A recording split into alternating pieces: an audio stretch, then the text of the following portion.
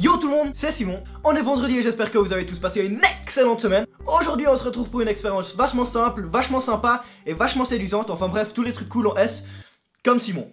Puisqu'aujourd'hui on va... libérer le Kraken. Ah ah.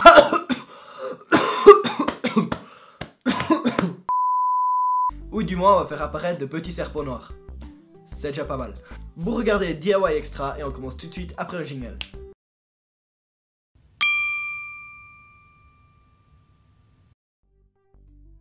Ok, pour commencer cette expérience, on va prendre un bol en céramique et on va le remplir de sable.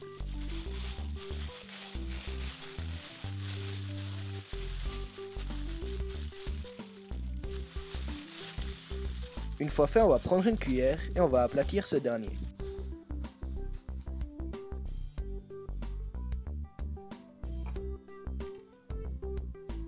Une fois aplati, on va pouvoir prendre de l'essence ou un autre liquide inflammable et en asperger de sable.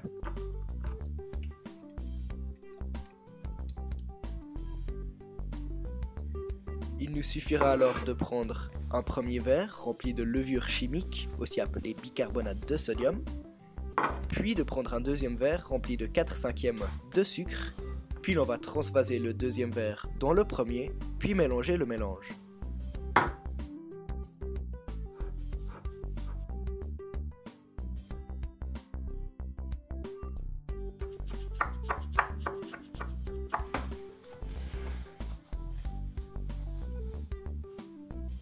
L'on va donc prendre notre mélange et le mettre au milieu de la surface inflammable.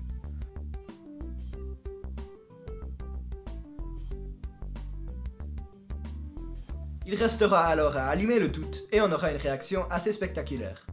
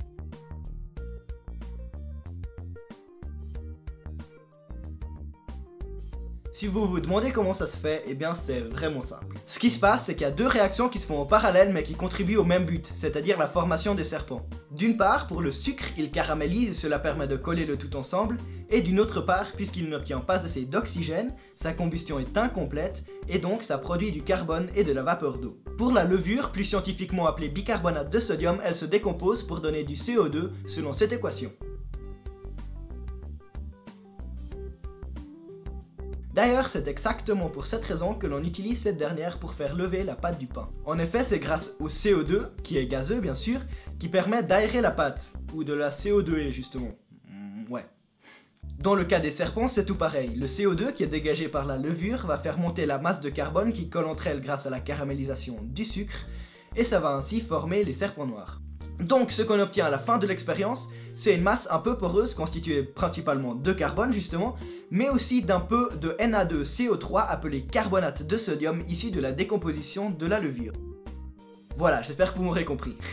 Et je suis conscient du fait qu'à la fin de chaque vidéo, je dis si vous avez aimé cette expérience, n'hésitez pas de vous abonner à la chaîne, truc.